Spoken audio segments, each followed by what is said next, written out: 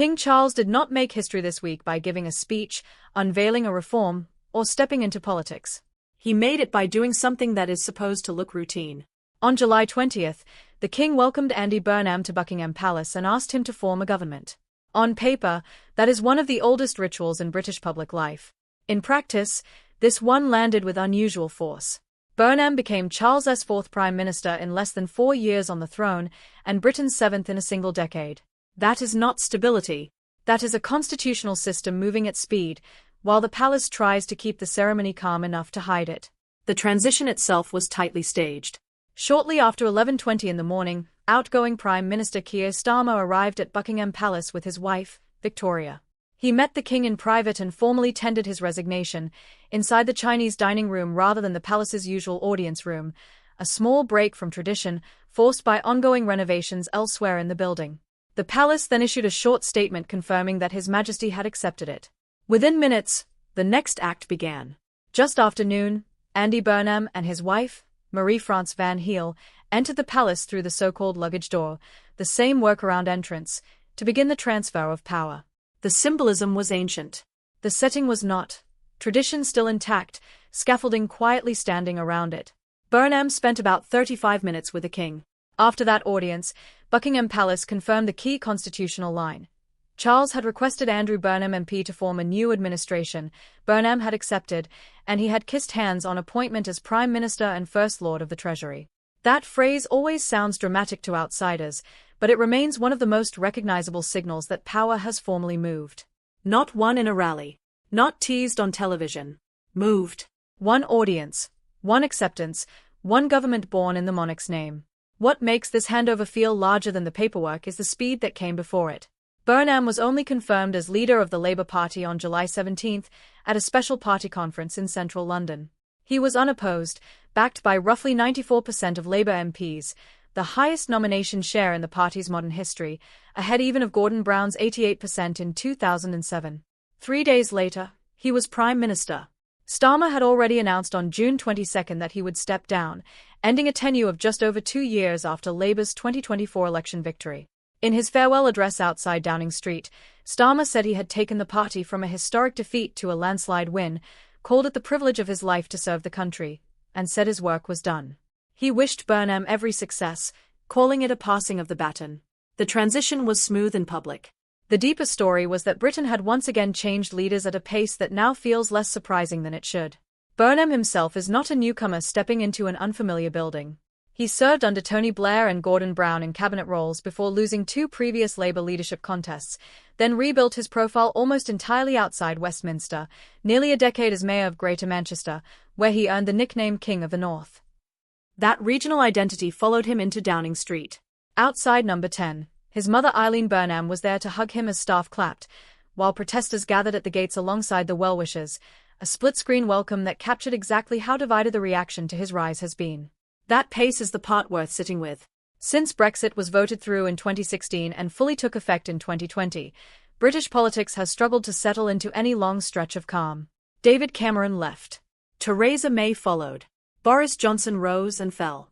Liz Truss barely got started before collapsing. Rishi Sunak took over, only for Labour to sweep in under Starmer. Now Burnham has arrived as the 7th Prime Minister in 10 years. Compare that to Queen Elizabeth II, who had just 15 prime ministers across 70 years on the throne. Winston Churchill was already in office when she acceded in 1952, and Margaret Thatcher stayed for more than a decade. Those relationships had time to evolve through repetition, disagreement, and memory. Charles has had almost none of that. Burnham is already his 4th prime minister since becoming king, and the palace is having to build, and rebuild, that working rhythm faster than any modern monarch before him. There's a reason this kind of transition hits a nerve in Britain specifically. In September 2022, Liz Truss travelled to Balmoral to meet Queen Elizabeth and begin her premiership. 2 days later, the Queen was dead. Truss's own premiership then imploded after 45 days, a stretch so chaotic it became famous for lasting less time than a lettuce in a tabloid livestream. That episode turned a constitutional ritual into a symbol of national instability. Burnham's arrival doesn't carry the same shock, but it lands under the shadow of that memory. When leaders change this often, every palace audience stops feeling like a ceremony. It starts feeling like a pressure gauge. The palace's own role in all of this stays deliberately narrow. Charles meets the Prime Minister weekly in private, retains the right to advise and warn, and cannot choose policy, campaign, or govern. What he can do is provide continuity at the top while elected leaders change below him, but continuity reads very differently when the person across the room keeps changing every few months instead of every few years.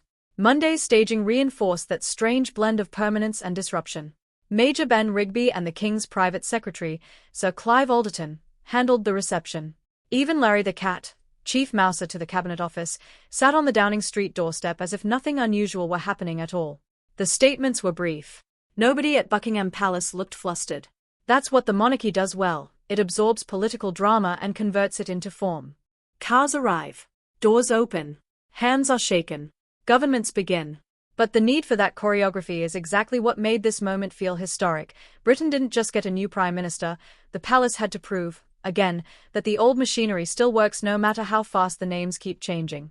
In his first speech outside Downing Street, Burnham didn't try to hide the weight of that history. He said he was acutely conscious of how it looks for Britain to have burned through so many leaders in so few years, calling it a moment for reflection and new resolution. He admitted plainly, "We have not been good enough, and we need to be better."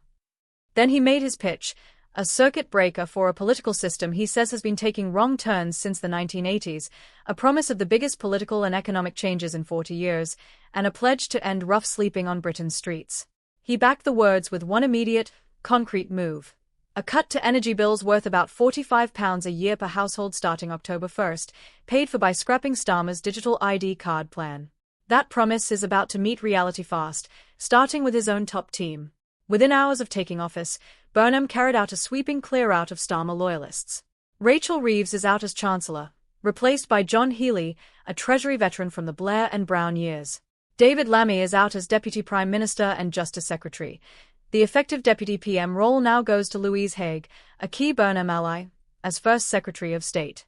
Housing Secretary Steve Reed, Business Secretary Peter Kyle, and Starmer's Chief Secretary Darren Jones have all left government too.